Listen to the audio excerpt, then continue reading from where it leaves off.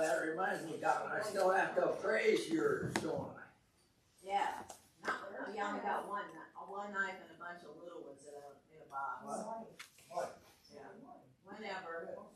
Whenever you get them out, call. Huh? Whenever you get them out, call. I never get them out. You want me to go upstairs with you? No, it's downstairs. Oh, it's downstairs. All I have to do is open my safe and grab them. Okay. It's not that many that you'd have to carry. It's a small amount. Huge. Is that the last one? I guess that's the last one. We went up to Arthur yesterday, and that was beautiful. And Marcola, and we ate at the Amish. Richard and Leon were camping. There was about 11 campers there, so almost 30 people come and eat at an Amish house. Oh my gosh, that's an experience. Isn't it Oh, I know. You know, it was just such a pretty day too. We did that. It's your own fault. Oh, They just, and then at the end they always have pies. Yes. And they had strawberry pie and butterscotch pie. Yeah, you should. It's wonderful. Can may I ask, what do they charge you on the Amish for a buffet like that? $18. 18. And for what you get, that's not. You get, I've done it twice. You've done it? Good Okay. food. vegetables, mashed potatoes, gravy, meatloaf, chicken, salad, dessert. I think I've got everything. And we've ate at 2 different houses through the last 3 years, and one separated their vegetables, like corn and green beans in a bowl. This one put everything in a mix, melody vegetables, and it was, I guess it was all right. I never had it like that before. It was cream, like a cream of corn, and all that must have been out of their garden. It was a melody of the butter beans and the green beans and the peas and the corn. And Meatloaf and chicken were the 2 meats. yeah. One of the places we went had like the sausages and chicken and meatloaf. That was, I think, the first time we went to have meats. But then they got all those little kids helping and waiting on.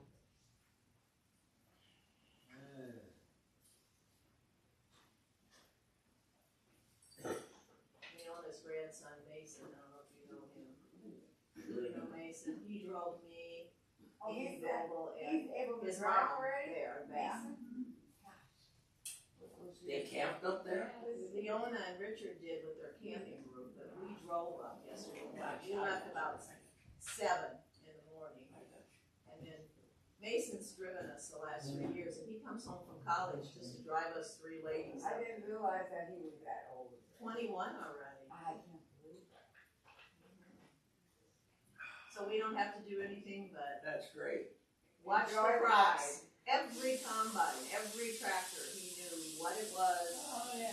And he knew the whole description. It was like the dust in the field yesterday was atrocious. You couldn't even hardly see that it was a combine out of it. Yeah. That's a such and such of this year and that. And, Okay. So I- you'll be able to take over for Richard then, or you? Oh, yeah. no, I don't know. He's pretty well bossing him now. Oh, yes! Well, the electronic stuff, you know. Yeah, Yeah. yeah. And Richard, I guess, they go to they drop us off to shop, and then they go to all the implement places in the area for about 2 to 3 hours and look for things. Look at the combines and the tractors. Okay. I don't know where it went in the field. I don't know how to answer. They took me, I had something about you can't number crops at certain times. Thank you. Or- I can tell. I can feel it. I know. Yeah, they lined him up, so he first had to get his bins full. So he didn't get any Good more morning. in, so he was going to the feed store early. Then he would- Oh, it's beautiful. It's the most beautiful time of year. Yeah. Yep, they're over in St. Louis. Yep. And then Yeah, it's a long road. Oh, yeah. Every day is painful, except yesterday. Yeah, we all drove. Yeah, so it was interesting. Yeah, do you drive straight through like that? I guess. We stopped in Amarillo, Yeah. so about halfway. Yeah. It's 23 and a half hours. We like to drive straight through. I've done it before. It's terrible. 8 hours is my good. Yeah, I did 14 the first day, and Oh, with stops, it ended up being 12, 13 the second day. yeah. I've done it before. Yep. Many times. Warning. Yep. Yep. Yeah, you get used to it. Like, nice sweatshirt. Thank you. Not a great day for him yesterday, football, but. Better than Alabama. Ooh. Rioting, yeah. Yeah, no kidding. They don't take it in stride as well as Minnesotans do.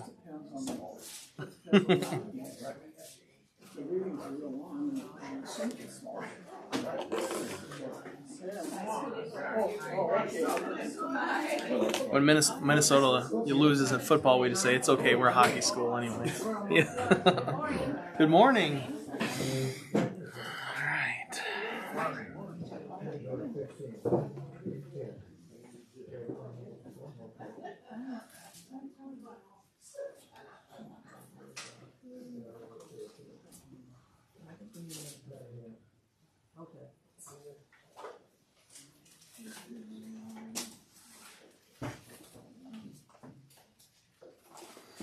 All right. Let Charlie get back in here from ringing the bell. Yeah. We're in John 6. We got through verse 15 last week, but we'll take a bit of a running start at it again because these are very densely packed together. I'm going to do just a little bit of an outline of John 6. So...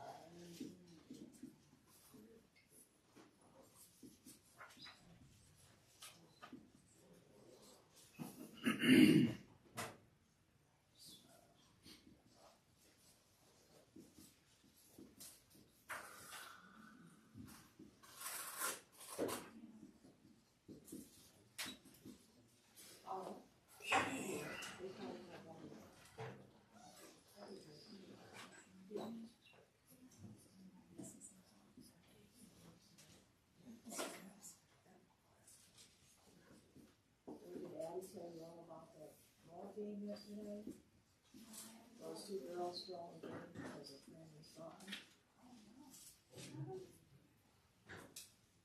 Now you didn't talk about that.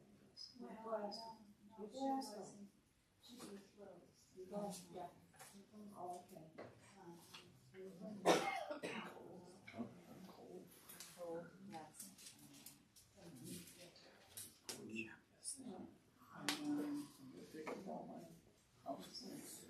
Okay. So when you look at John 6 kind of as a whole, there's some interesting features of it, and really what we've got going, it's hard to separate it. I know we don't have infinite hours to study it nonstop all the way through, but it kind of fits together nicely. Remember that the Exodus is the backdrop for understanding John's Gospel. So we're looking at the work of Jesus as a new Exodus as he is essentially leading the people out of death into life, out of slavery into freedom, from darkness to light. There's all these kind of themes there. And in essence, Jesus is both Moses and Israel in this scenario in a lot of cases. But more importantly, what John 6 is kind of the high point of is demonstrating that Jesus is Yahweh, Israel's God. And that's kind of the reason that he does what he does. You probably noticed this as you've studied the Gospels before, have looked at them, or maybe even compared them. Matthew, Mark, and Luke are very similar. They tell things from a lot of the same perspective. For that reason, they're traditionally called the synoptic gospels, meaning they share the same view. They talk a lot about Jesus' miracles. They vary in their level of detail, what they include or don't include, but they generally share most of the accounts the same. John's gospel being written so much later, I can guarantee you that he's fully aware of everything that was in the other three. So he doesn't do a lot of repeating, and he doesn't tell the life and ministry of Jesus chronologically, but really more thematically. But there's something that's... Yeah, go ahead, Jim. You think he knew about the previous? I know that he did, and he knew them well. So he said, I don't have to touch on Well, that. he's not trying to replace them, but augment them. It really, that there's to get a fuller picture of the life and ministry of Jesus. In my own comparison and study of comparing the history of the early church with the tradition of the four Gospels, I see a lot of John's influence in Luke, and Acts gives us good reason to think that way. Luke lays out right up front that Luke, Acts, as a 2-volume set, are not all eyewitness accounts. But in the middle of Acts, you actually see Luke switch to the first person plural from they to we. So at a certain point, Luke does join up with the narrative. But when Luke is writing this in the power of the Holy Spirit, he's receiving all of this testimony from eyewitnesses. Acts also tells us that Luke was in Ephesus for a significant chunk of time. And so after Jerusalem is destroyed, John then later becomes the bishop in Ephesus, the surrounding churches of that whole area. Mary, the mother of Jesus, is in the household with John, and Luke is also in the city. And so that's probably, I think, reason A, that Luke includes so much more detail about Christmas and the infancy narrative of Jesus. But because Mary is there as a believer and an eyewitness to the life and ministry of Jesus, including his incarnation and birth. I think that John had significant influence on Luke already, just as his bishop. I think from the end of John's gospel, let me just flip to it so I can make my point here, not just on my opinion. It's John 20. The end of chapter 20, verses 30 and 31. He has kind of an epilogue, but really the end of this. John 20, 30 and 31 says, Now Jesus did many other signs in the presence of the disciples, which are not written in this book. But these are written so that you may believe that Jesus is the Christ, the Son of God, and that by believing you may have life in his name. I don't think John would have used the specific modifier, this book, if he didn't know that they were written in a different book. Does that make sense? Yeah. I think he was well acquainted with the other three Gospels and did not intend to replace any of them, but to give an even broader testimony to the life and ministry of Jesus. John specifically was always Luther's favorite because you get the most preaching from Jesus. You hear Jesus' own words directly the most. The synoptics they tend to focus more on Jesus' miracles and his work. John records huge sections of dialogue from Jesus. In Matthew and Luke, you get the so-called parable on the mount. In Matthew, the Sermon on the Mount, Sermon on the Plain. Probably two different events, but basically the same sermon. The same, if we had, when you have multiple services, you don't get the exact same sermon twice, but he's preaching a general message early on that he does in both places. But like when we saw chapter 5, I translated this, when I write, I use red pen for the words of Jesus when I'm translating the Greek. Chapter 5 is almost all in red because it's so much of Jesus' dialogue and discourse. If you look at chapters 14 through 17, it's also just all red. It's just Jesus talking for extended periods of time. So, because John is well acquainted with the Synoptic Gospels, I think when he shares something in common, it's usually for very, very good reason. One of the things that he includes, that the Synoptics include, is Jesus cleansing the temple, although he puts it at the beginning, which confuses everybody. But he's telling things in a specific thematic order, not necessarily a chronological order. The other thing, the only miracle besides his own resurrection that is in common with John and the Synoptic Gospels is the feeding of the large crowd, with the multiplying the loaves and the fish. And I don't think that is by accident, and I don't think that John is wasting space. As we've talked about at length, writing materials were extremely expensive. So if you're going to not only to write something down, but knowing that it's Holy Scripture and it's going to be copied, there's nothing arbitrary in the Bible. This is God's Word. God is giving the words what we call the verbal inspiration. So we looked at the feeding of the 5,000 last night. It's 5,000 men, John points out, because he's telling you it's 5,000 men, a.k.a. 5,000 families. So probably more in the ballpark of 20,000 people. One thing I hadn't considered until I was reading commentary on this earlier in prep for today, the little boy that had the loaves, the 5 barley loaves and the 2 fish, probably wasn't just the kid who was well prepared. There's a good chance that he was a street vendor, knowing that there's a big crowd of people following Jesus around, and he's making his living that way. Yeah. As the Greek lends itself in usage more commonly to the idea of it being a salted fish, so that this is. I was wondering how they preserve. Yeah, salt. They salt it down. That's why salt is so important in the ancient world. It does so much. That's what keeps meat things from spoiling. And so it's a salted fish and 5 barley loaves. Barley, as in general, is usually an animal grain. And so they have made bread out of barley because that's what poor people eat. And it's cheap. It's maybe that this kid was a vendor. But I'm not trying to get too far off track. But the very fact that John includes the feeding and then the walking on water, which is kind of part of it, is because of this, the rest of this chapter, this discourse on I am the bread of life, because you get to some very clear ideas about who Jesus, what Jesus' identity is in the process of this whole thing. So when we looked at last week, I'm just going to read it and not comment on it too much, just to get us a running start. Starting at chapter 6, verse 1, so we get the picture. After these things, Jesus went away to the other side of the Sea of Galilee, that is, of Tiberias. And a great crowd was following him because they were seeing the signs which he was doing on those who were afflicted. And Jesus went up on the mountain and was sitting there with his disciples. Now the Passover, the feast of the Jews, was near.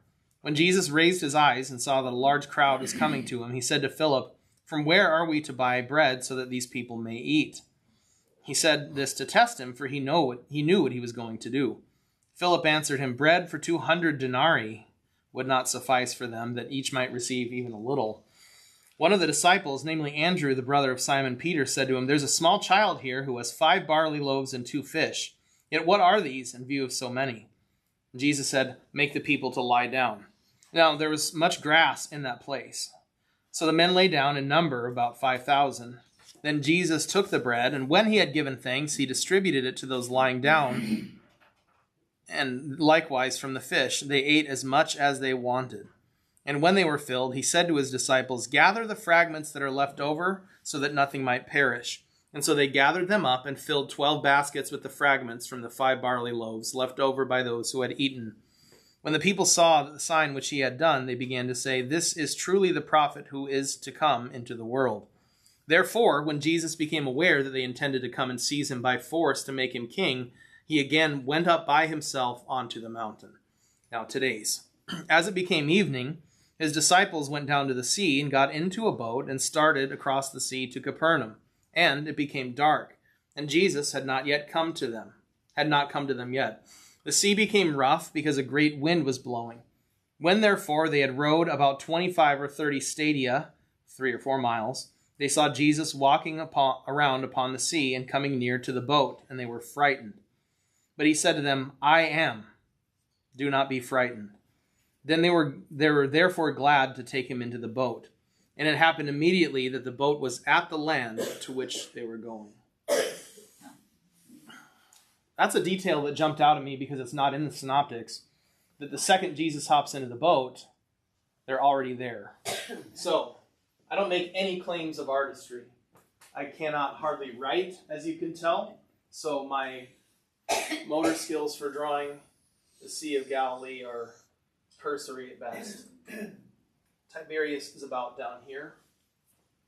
Capernaum is up here. The length of the Sea of Galilee is about 13 miles. Okay, the width of the Sea of Galilee is 8.1 miles. It has a depth of 84 feet, average depth. The deepest part is 141 feet. So, What, the 141? that's the deepest. Oh, the deepest. Yep, the average depth is 84 feet. The deepest point today, at least, is 141 feet. Could have been deeper or less in Jesus' day, but that's a rough estimate. So that's why it's... Yeah, go ahead. You said, well, here it says, but he said to them, it is not. Oh, it is I. Oh, I see that. Okay. He says ego e me, and we're going to unpack I that. Yeah, because that's a buzzword. That's a loaded phrase. Huh. You translate it is I in ESV. And which you said to Moses too. I am. Yeah, if you read, I'll get to it. I promise. Okay. That's my big point for today, but we'll get to that. One more other stat for you, just because this is kind of fun for you to visualize this. A couple more. 33 miles of shore, and the surface diameter 64 square miles. So, I'm from Minnesota, and there's some big lakes up there, especially where I come from is Lake of the Woods, where you can get out deep enough. You get far enough out into the lake, you can't see shore anymore. It's like you're on the ocean. It's big. It's not even close to the size of a Great Lake. But a lot of them are pretty small. A lot of lakes, in my experience, are not all that deep, and they're not usually... That's a pretty good size. I could see why the Jews call it the Sea of Galilee, and later Romans will call it Lake Gennesaret, or Lake Tiberias, or the Sea of Tiberias, because it's pretty big. So it's a large enough body of water here that there could be horrible, terrifying storms that break out. It's almost a microclimate on the lake itself. You get this in the synoptics a little bit more because you get more of the reaction of the disciples, especially when the storm is coming and they're terrified, right? And you have this multiple times out there. They have a fishing vessel, so it's not necessarily built for speed. It's a workhorse. This is what they're doing. So the feeding was somewhere in this area near Tiberias, and we get that from later on in John's Gospel. Verse 23 says, other boats from Tiberias came near to the place where they had eaten the bread after the Lord had given thanks. So you know the feeding is somewhere in the region of Tiberias. That's where they're going to make shore, and then Capernaum is where they're headed. Was this where Peter got out of the boat and walked toward Jesus on the water? I think this is the same time. Yeah. Yeah, John doesn't mention it. John because he knows what's in the other ones. I feel like that was after his resurrection. Nope. No. It's Matthew chapter 14 when Jesus walks on water and Peter comes to him on the shore for a minute. I was just thinking that 8 miles, that's approximately, I may not be a little off, about the distance from here to Bunker Hill. Yeah. And across. Yeah. Well, I guess they were going to go in diagonal, but probably it's similar to about 8 miles, maybe. Mm-hmm. So you're out in the middle of it, you're not going to see the shore on either side. No, it's pretty big. Yeah, it looks like Probably the sea. not. I mean, I would think. unless the mountains in the distance or something. You might see that, but at night you're not going to. Oh, yeah. At night it's just nothing but black out there. Another thing to keep in mind is the way that all Jews, probably even today, perceive the ocean or the sea in general is a cause of terror for them. The ocean represents chaos in Jewish thinking. And a lot of that stems back to Genesis, where in the beginning God created the heavens and the earth. Now the earth was tohu wavohu, formless and void, we put it in English, but really means kind of wild and chaotic. And when God said, he starts ordering the chaos. The things that exist that God had created were all out of order. And God's voice is what brings things into order. to them, the sea was still the waters that God was floating above before speaking everything into order. Secondly, the sea is typically associated with Noah's flood for them too. Water is a terribly destructive force, and they are terrified of it. That's why when we studied Revelation a few months back, we saw that one of the things that happens at the end is that the sea is abolished. There is no more sea. That would have been very comforting to first century Jews to know that the sea would be gone. So it is a scary place. Fishermen are not just bumpkins. They're rather intrepid entrepreneurs in the first century. They had to know a lot. I mean, they had to speak multiple languages. They went out there and risked great danger. There's a lot going on here. So Jesus feeds the 5,000 somewhere in this area. There's a crowd. The way that the participles read, the parts of speech here in the beginning of chapter 6, indicates that this crowd that's been following Jesus has been following him a lot. They're kind of just following him wherever he goes. Because John differentiates between the disciples and the 12. This crowd has kind of been coming around and following him wherever he goes. It's indicating a continual action, the imperfect here. So he feeds them here. They try to make him king by force. What does it tell you that Jesus refused to be made king of Israel by force? What are his aspirations? What is he here to do? Yeah, not just Israel, but he's here to save the whole world. He's here to suffer, die, rise again. He's already kind of said this stuff to Nicodemus, and he said it at various times throughout.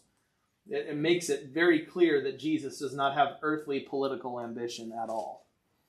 So what does he do when they try to take him by force? He goes up on the mountain. So again, you've got a lot of Exodus stuff going on here. There's a miraculous... Oh, yeah, go ahead. Well, I'm just wondering. I mean, he had to run. Well, he seems to do this a lot. When he preaches at the synagogue in Nazareth and they try to stone him, he just slips through the crowd. That's what I'm wondering, if that really happened. If he can slip through the locked upper room, they could have pursued him all the way up the mountain. That's what makes I think that's what makes the arrest and trial and execution of Jesus so profound, is that he's demonstrated all over the four Gospels that you can't take him by force. He literally can't. You can't take him alive. He willingly goes. He probably just disappeared. He willingly goes to the cross for you. And I think that's part of why John is describing this element of it, that they're trying to make him king. He goes up the mountain. So you've got the miraculous feeding, right? So who's Moses in this scenario if you're looking at it in Exodus terms? Jesus is. Who's God in this event?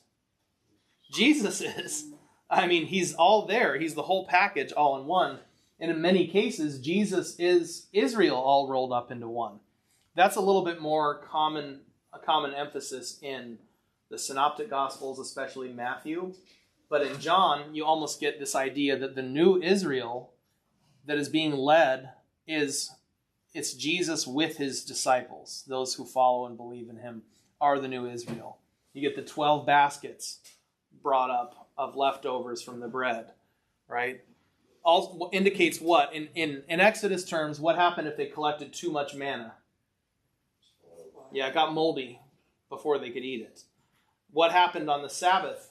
They collected twice as much and it didn't, right? What is Jesus collecting 12 baskets of leftovers is demonstrating that there is a great Sabbath coming, that there is a great rest coming, and it's not just rest for the people of Israel. It's rest for him as he rests in the tomb. Right? And also, John points this out. The others do not. When did this miraculous feeding take place? 6 verse 4. The Passover, the feast of the Jews, was near. Here's something that we miss because we're English speakers. And I don't want you to I don't feel bad about it because I love English. But I have this word that in the Greek Old Testament, it means Passover.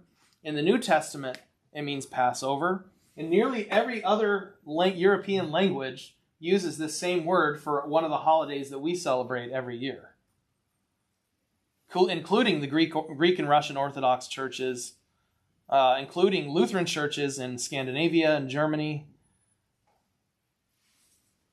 Wow. We miss this because we call it this. It really is a disservice just by the nature of English being what it is. Not the Holy Week? The Passover is called Pascha. And that's the name used in most other languages for Easter. Like we have a Paschal candle that is lit during Easter season. What is the Great Passover? It's the sacrifice of the blood of the Lamb of God to mark us through faith in Him. His blood marks our door. Faith points to it. Death passes over, and Satan cannot harm us. Alleluia! Thank you, Martin Luther. But He is the great Exodus. Isn't that the reason why Jesus and the disciples were in the upper room on the? That's right. They're celebrating Passover. That's right. Because what is the original Passover? Yeah. Well, and what is it? What was its significance? What is the purpose? Why did God do it? This is another word that is worth knowing. I don't want to use a lot of technical language, but it helps explain things.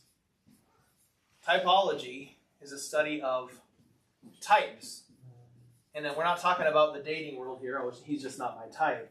A type, and this is important to remember. I'm not going to make you remember it. I'll always explain it. But a type is something that happened in the period preceding Jesus that at the moment provides very real salvation to those who were there. And yet its greater purpose was to point to the antitype, which is Jesus. So what did the Passover accomplish in Exodus? Very real salvation at the moment for the Israelites. He killed the firstborn in all of the land of Egypt except for the Israelites whose doors were marked with the blood of the Lamb. Not only the Passover itself, the lamb's blood, the meal, every single part of that is a type that is pointing to its ultimate fulfillment in Jesus. Now that's why I don't want to say it's a prophecy or that it's a metaphor or foreshadowing or any of those words. They all fit, but they are not sufficient because it's beyond just foreshadowing like in literary terms. It was very real salvation for the people at the time, pointing to an even greater salvation event that was to be fulfilled in the person and work of Jesus Christ. The Passover lamb is a type of Christ. It points to Jesus Christ. The blood marking the door, type of Jesus Christ. The crossing the Red Sea as if on dry ground. How did they get, in Egypt, how did they get that message out to the people? Because were they allowed to gather? Yeah, they kind of had it. They had a bit of a. I mean, I'm not using this term in current usage, but in older usage, a ghetto. So, like, ghetto is more of a World War II European era term. They had no temple, but they could gather in homes and stuff. Yep, they were in the slaves' quarters. Okay. The land of Goshen is where the Israelites in the Nile Delta. It's where the Israelites were all encamped because they were there doing hard labor for Pharaoh. But there was no threat to Pharaoh if they gathered? Well, no, they did. Like, they were probably patrolled by Egyptian soldiers, but word travels quickly. Yeah. Also, they have a language that the Egyptians don't understand, Okay. which is I always... always wonder how that message got out to... Being a foreigner in a foreign land is not usually worked out too poorly for God's people. There's some advantages to it. Probably somewhat similar to slavery in this country. That's right. I mean, in the evening, they were in their little huts, And That's right. They could speak and they could converse with each other. And no, they had their own preacher or Sunday service, and in a sense, they had their own language. Some of the their dialect for sure. Yeah. And then the songs that kind of disguised about escaping to Jesus was also kind of escaping. That's slavery. right. It all people who are enslaved maybe more deeply understand the work that Jesus did than we do. You know? Well, I mean, after what, 300 years? Yeah. Of nothing happening. Yeah. They had to fully trust that God, that Moses was telling them what to do. Right. And, and do what he said, because I don't know that I could do that. No, I know. After seeing no activity. They prospered at first, and then they became so great in number that they were enslaved. Because the pharaohs were afraid of them, because they didn't remember who Joseph was and why they had risen to prominence in Egypt. They didn't have that. Yeah. So along those terms, this is an Exodus event. Jesus does the miraculous feeding because he is both Moses, the prophet like Moses, which they note, right? That's why they want to make him king, because Moses promised another prophet like me would arise. Listen to him. But also, he is Israel's God, and that's where you get it. You get it with the disciples, with the 12 in this passage, because he outright says the next word he speaks to them is. Let me put it in English characters for you. Ego, eimi, which means in English, I am. That is a common Greek rendering of God's personal name, Yahweh. It's the same forms here. It's not the only one, because Jesus is also called the other one, Ha'om. In Revelation, the one who is another. It's a present participle form of that, but this is a first person statement here. I am. So what do you get in your English Bible? I am he, right? Or something like that. It is I. Anyone got a different translation? Ted, what does the King James have on that? It is I. It is I. And because, ESV tends to stick with King James unless it absolutely should be changed, because it was a good translation to begin with. He said to them, it is I. Do not be afraid. That sounds a lot like Exodus 2, doesn't it? When Moses encounters I am in the burning bush. Usually whenever God is coming to somebody, more often than not, whether it's in the person of an angelic being or the second person of the Trinity, Jesus, even before his incarnation, what does he usually have to tell people? Don't be afraid. It's scary. Think about a culture of people who are terrified of the sea. And these 12 specifically, although they're fishermen by trade, their teacher just walked up the mountain and they were supposed to be going somewhere else. Or maybe they didn't know where they were going. He's just gone. What do you do in that scenario, Jim? Isn't there another virgin where they think he's a ghost? Yes, it says a phantasm, a ghost in Matthew. They thought he was a ghost out there. Because, it's one thing for Moses with the power of God to part the sea so that it's dry land on the bottom. It's another thing to be walking around on it. To be walking around on a lake that is probably somewhere in this depth. Just walking around on it. Even today, with all of our technology, that's not an easy feat, You mentioned the ocean being a fearful place for fishermen. Do you think that they thought that the world was flat and they'd fall off the edge if you went too far? I don't think they did. There's not really a lot of evidence that was a commonly held belief. I'm not sure what they thought about. I don't know what their cosmology was, but I know even when the flat earth arguing people today say that this is a modern invention, most cultures generally believe the earth was a sphere. And we knew it was a sphere, at very least, when this stuff is starting to be discussed in the Middle Ages. But I think that Jews will always associate storms, especially, but the sea, with Noah. That's why God gave such a visible promise to them in the form of the rainbow, because he knew that they're going to be terrified of this forever. It's part of their history and their collective consciousness. So especially, Jesus walked off This is, Tiberias is here. Bethesda, Bethsaida, somewhere around in the same area. Philip was from there. Well, where is Jesus from? Or where does Jesus live, should I say? Capernaum. Yes, Jesus is from Nazareth, born in Bethlehem. There's indication in the Gospels that Jesus himself owned a home in Capernaum. That's the one that, he's in there with his disciples, and people are taking the roof off to lower down a paralytic into Jesus' house. So, if he wandered off, perhaps they're thinking he's going home. So right here, it says, as it became evening, the disciples went down to the sea, got into a boat, and started across the sea to Capernaum. Peter also lived in Capernaum. Okay, so might as well go home, I guess. Maybe we'll see Jesus there. So, more than likely in my thinking, they're traveling up the shoreline, sticking close to the shore, so that they can see if Jesus is walking around there somewhere. And they especially if it's starting to storm.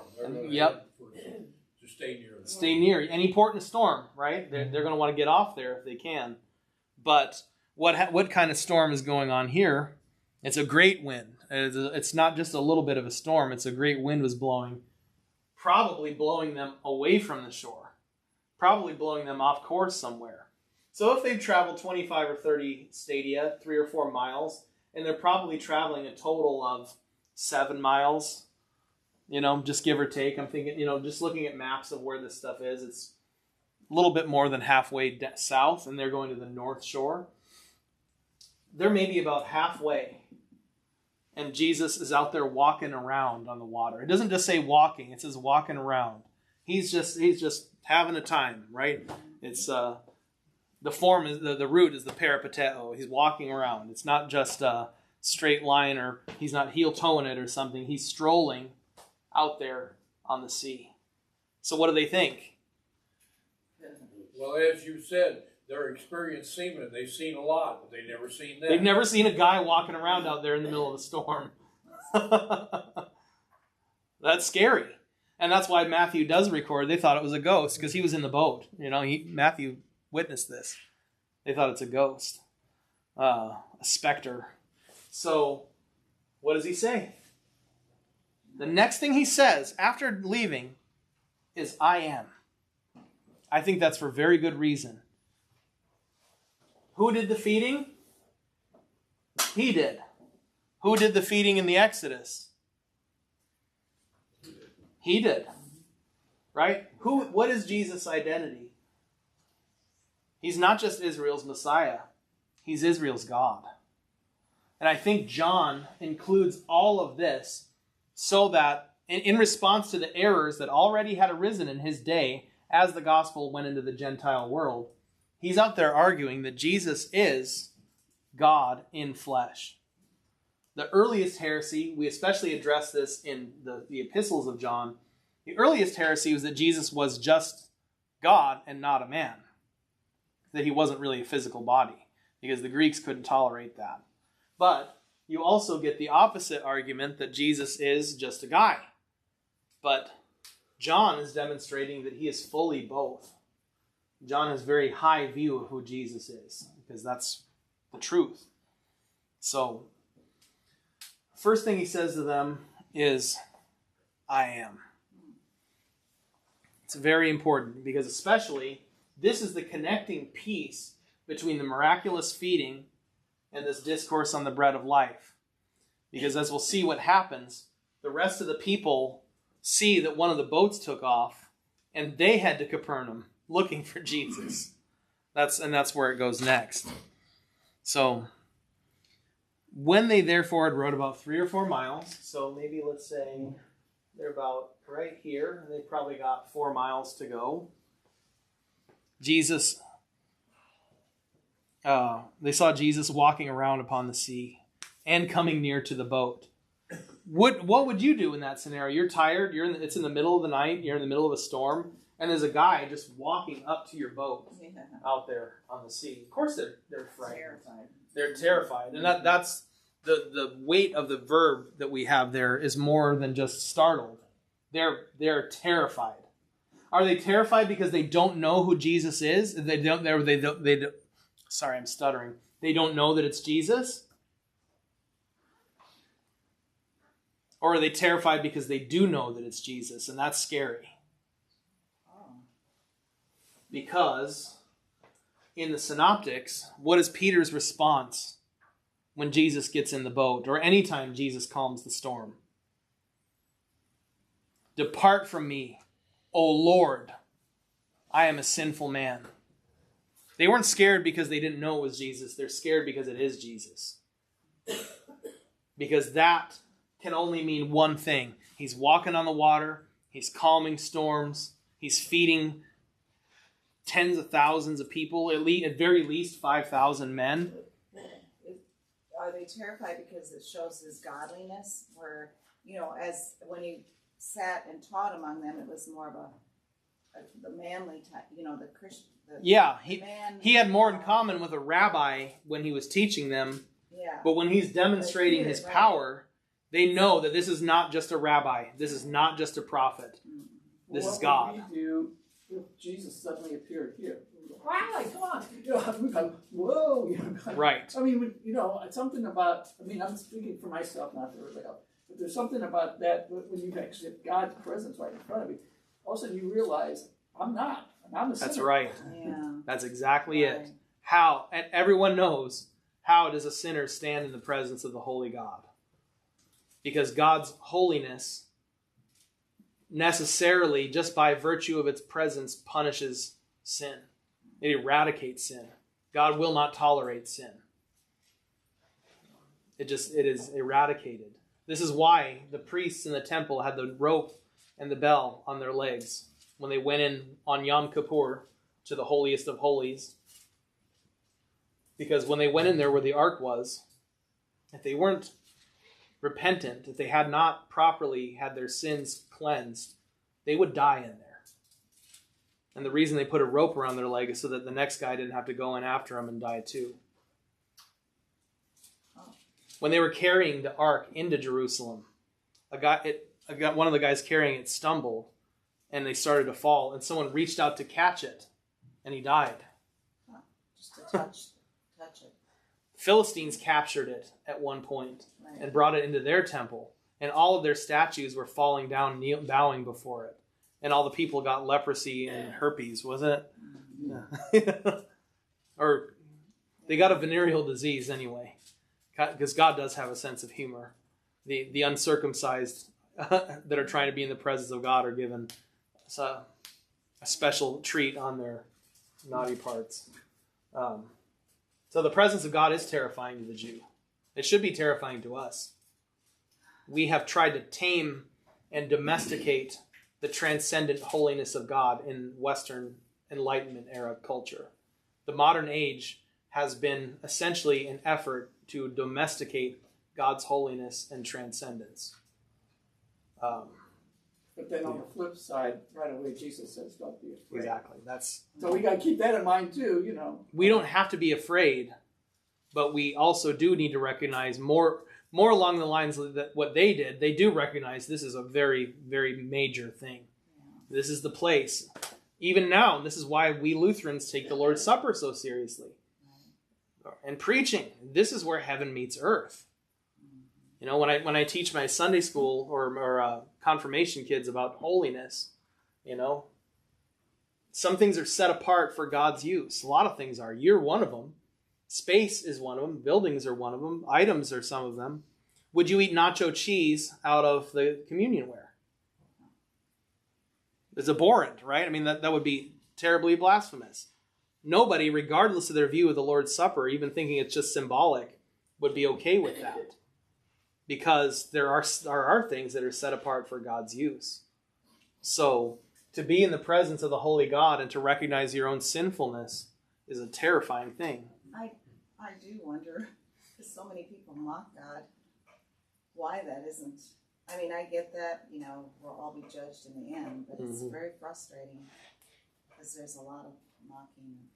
Yeah, and the unfortunate thing is that we often think of God's judgment in this day and age as looking like the Old Testament, where there's fire and sulfur, fire, brimstone, destruction, Sodom and Gomorrah. Right. Today, in the Jesus era, God's judgment more often than not is just giving people what they want. If you don't want anything to do with him, you won't have it.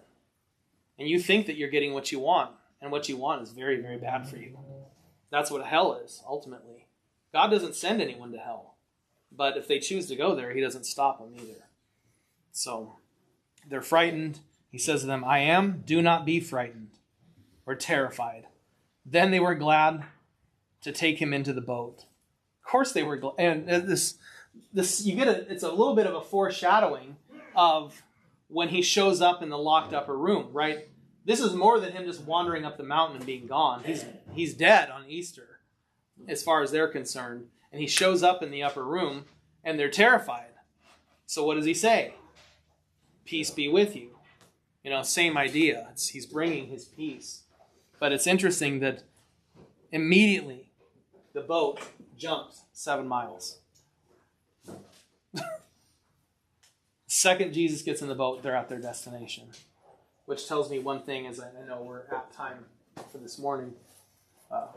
Yes, sir. You mentioned natural Jesus. How far could a pastor deviate from the training wafers and the grapevine that we used? If, say, someone was dying in the hospital and wanted communion and the pastor didn't have anything, could you use like Triscuits or club crackers made out of wheat? Yes. Yeah, the bread is, the type of bread is not essential. And blackberry wine or something if it was available? If it grows on a vine, yes. Fruit of the vine and bread in some form. My mentor, my pastor that I'd worked under for years, helped start the Lutheran Church of Southern Sudan.